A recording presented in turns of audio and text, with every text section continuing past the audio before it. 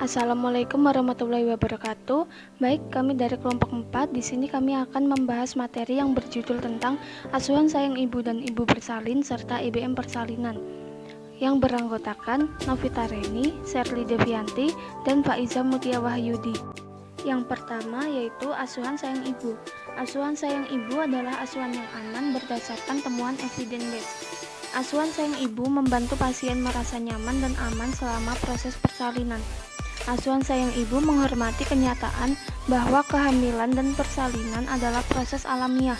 Asuhan sayang ibu berpusat pada pasien, bukan pada petugas kesehatan. Asuhan sayang ibu menjamin bahwa pasien dan keluarganya diberitahu tentang apa yang sedang terjadi dan apa yang bisa diharapkan. Selanjutnya ada posisi meneran.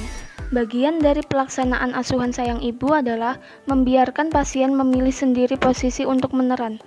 Macam-macam posisi meneran. Yang pertama, jongkok, memaksimalkan sudut dalam lengkungan carus yang memungkinkan bahu turun ke panggul dan bukan terhalang di atas simfisis pubis. Yang kedua, setengah duduk, lebih mudah bagi bidan untuk membimbing kelahiran kepala bayi dan mengamati perineum. Yang ketiga, berdiri, memperbesar ukuran panggul, menambah 28% ruang outletnya. Yang keempat, merangkak, baik untuk persalinan dengan punggung yang sakit, membantu janin dalam melakukan rotasi, peregangan minimal pada perineum. Yang kelima, miring ke kiri, oksigenasi janin maksimal karena dengan miring ke kiri, sirkulasi darah ibu ke janin lebih lancar, memberi rasa santai bagi ibu yang letih dan mencegah terjadinya laserasi. Mekanisme persalinan. Yang pertama ada engagement, yaitu masuknya kepala melalui PAP atau pintu atas panggul. Yang kedua, descent, yaitu penurunan kepala ke dalam panggul. Yang ketiga, fleksi, menekannya kepala di mana dagu mendekati sternum. Yang keempat, rotasi internal atau putar paksi dalam, yaitu berputarnya oksiput ke arah depan sehingga ubun-ubun kecil berada di bawah simfisis. Yang kelima, ekstensi, hemoklion, ubun-ubun kecil di bawah simfisis, dan berturut lahir ubun-ubun besar, dahi, muka, serta dagu. Yang keenam, rotasi eksterna, putar paksi luar, yaitu berputarnya kepala menyesuaikan kembali dengan sumbu badan, arahnya sesuai dengan punggung bayi. Yang ketujuh, ekspulsi, cara melahirkan, bahu depan, bahu belakang, seluruh badan, dan ekstremitas. Asuhan kala 2 pemantauan ibu. Yang pertama, kontraksi kriteria. Pemantauan kontraksi uterus pada kala 2 meliputi frekuensi lebih dari 3 kali dalam 10 menit, intensitas kontraksi kuat, dan durasi lebih dari 40 detik.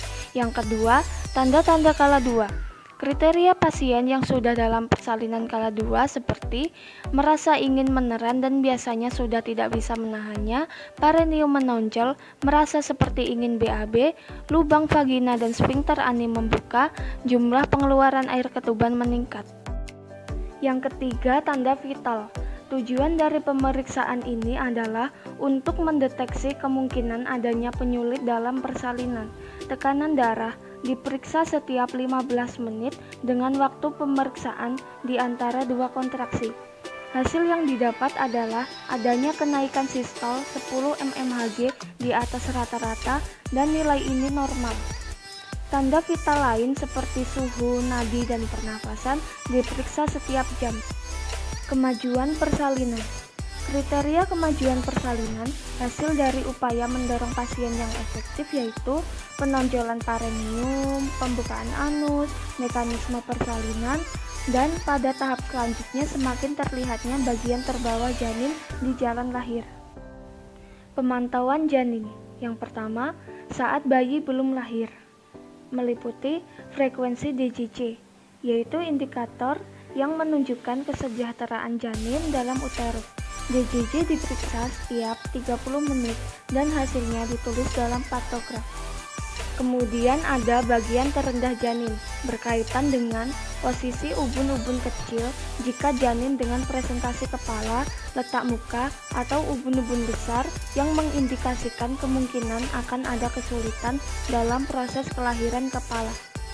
Selanjutnya ada penurunan bagian terendah janin, berkaitan dengan proses kemajuan persalinan, mulai dari penurunan sampai dengan lahirnya kepala. Yang kedua, saat bayi sudah lahir, meliputi penilaian sekilas sesaat setelah bayi lahir. Aspek yang dinilai adalah warna kulit dan tangis bayi.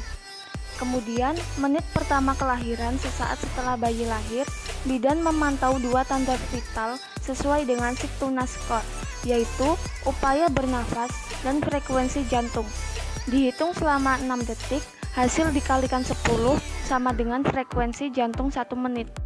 Materi yang kedua yaitu evidence-based midwifery dalam persalinan.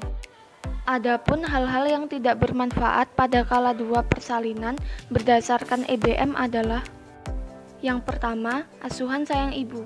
Tindakan asuhan sayang ibu sebelum EBM, ibu bersalin dilarang untuk makan dan minum, bahkan untuk membersihkan dirinya. Setelah EBM, ibu bebas melakukan aktivitas apapun yang mereka sukai. Yang kedua, pengaturan posisi persalinan. Sebelum EBM, ibu hanya boleh bersalin dengan posisi telentang.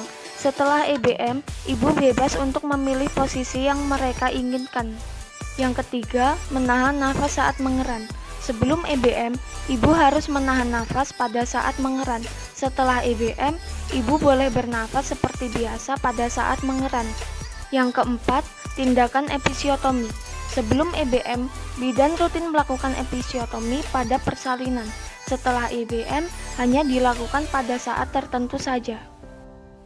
Adapun asuhan sayang ibu berdasarkan EBM yang dapat meningkatkan tingkat kenyamanan seorang ibu bersalin, antara lain: baik, yang pertama, ibu tetap diperbolehkan makan dan minum karena berdasarkan EBM diperoleh kesimpulan bahwa: yang pertama, pada saat ibu bersalin, ibu membutuhkan energi yang besar.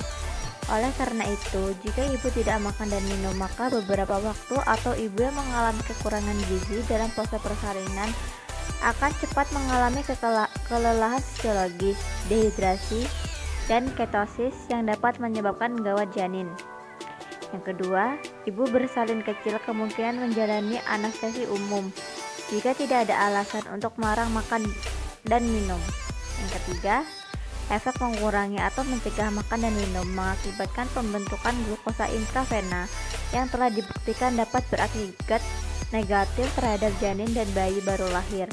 Oleh karena itu, ibu bersalin tetap boleh makan dan minum.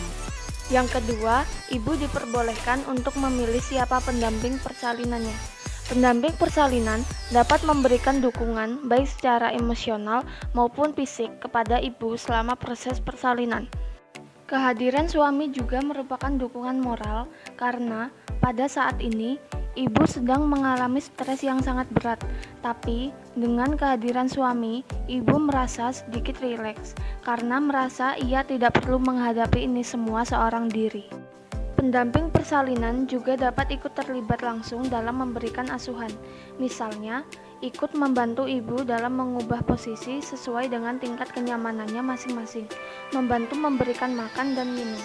Pendamping persalinan juga dapat menjadi sumber pemberi semangat dan dorongan kepada ibu selama proses persalinan sampai dengan kelahiran bayi. Pengaturan posisi persalinan pada persalinan kala 2.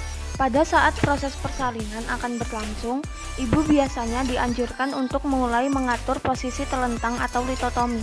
Tetapi, berdasarkan penelitian yang telah dilakukan, ternyata posisi telentang tidak boleh dilakukan lagi secara rutin pada proses persalinan. Hal ini dikarenakan: yang pertama, bahwa posisi telentang pada proses persalinan dapat mengakibatkan berkurangnya aliran darah ibu ke janin. Yang kedua, posisi telentang dapat berbahaya bagi ibu dan janin. Selain itu, posisi telentang juga mengalami kontraksi lebih nyeri, lebih lama, trauma perineum yang lebih besar. Yang ketiga, posisi telentang juga dapat menyebabkan kesulitan penurunan bagian bawah janin. Yang keempat, Posisi telentang bisa menyebabkan hipotensi karena bobot uterus dan isinya akan menekan aorta, vena cava inferior, serta pembuluh-pembuluh lain dalam vena tersebut. Hipotensi ini bisa menyebabkan ibu pingsan dan seterusnya bisa mengarah ke anoreksia janin. Adapun posisi yang dianjurkan pada proses persalinan antara lain posisi setengah duduk, berbaring miring, berlutut, dan merangkak. Karena posisi ini mempunyai kelebihan sebagai berikut. Posisi tegak mengalami lebih sedikit rasa tak nyaman dan nyeri. Posisi tegak dapat membantu proses persalinan kala dua yang lebih singkat. Posisi tegak membuat ibu lebih mudah mengeran, peluang lahir spontan lebih besar, dan robekan perineal dan vagina lebih sedikit. Pada posisi jongkok, berdasarkan bukti radiologis dapat menyebabkan terjadinya peregangan bagian bawah simfisis pubis akibat berat badan sehingga mengakibatkan 28% terjadinya perluasan pintu panggul. Posisi tegak dalam persalinan memiliki hasil persalinan yang lebih baik dan bayi baru lahir memiliki nilai Apgar yang lebih baik. Posisi berlutut dapat mengurangi rasa sakit dan membantu bayi dalam mengadakan posisi relakasi yang diharapkan, dan juga mengurangi keluhan hemoroid. Posisi jongkok atau berdiri memudahkan dalam pengosongan kandung kemih. Karena kandung kemih yang penuh akan memperlambat proses penurunan bagian bawah janin. Posisi berjalan, berdiri, dan bersandar efektif dalam membantu stimulasi kontraksi uterus serta dapat memanfaatkan gaya gravitasi. Menahan nafas pada saat mengeran. Pada saat proses persalinan sedang berlangsung, bidan seringkali menganjurkan pasien untuk menahan nafas pada saat akan mengeran dengan alasan agar tenaga ibu untuk mengeluarkan bayi lebih besar, sehingga proses pengeluaran bayi pun menjadi lebih cepat. Berdasarkan penelitian, tindakan untuk menahan nafas pada saat mengeran tidak dianjurkan karena menahan nafas pada saat mengeran tidak menyebabkan kala dua menjadi singkat. Ibu yang mengeran dengan menahan nafas cenderung mengeran hanya sebentar. Selain itu, membiarkan ibu bersalin bernafas dan mengeran pada saat ibu merasakan dorongan akan lebih baik dan lebih singkat. Tindakan episiotomi pada proses persalinan sangat rutin dilakukan terutama pada primigravida.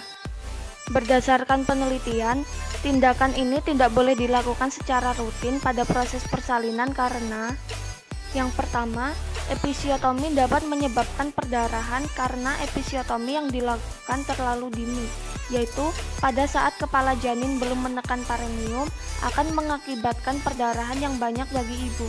Ini merupakan perdarahan yang tidak perlu. Yang kedua, episiotomi dapat menjadi pemacu terjadinya infeksi pada ibu. Yang ketiga, episiotomi dapat menyebabkan rasa nyeri yang hebat pada ibu. Yang keempat, episiotomi dapat menyebabkan laserasi vagina yang dapat meluas menjadi derajat 3 dan 4. Yang kelima, luka episiotomi membutuhkan waktu sembuh yang lebih lama. Akan tetapi, ada juga indikasi yang memperbolehkan tindakan episiotomi pada saat persalinan.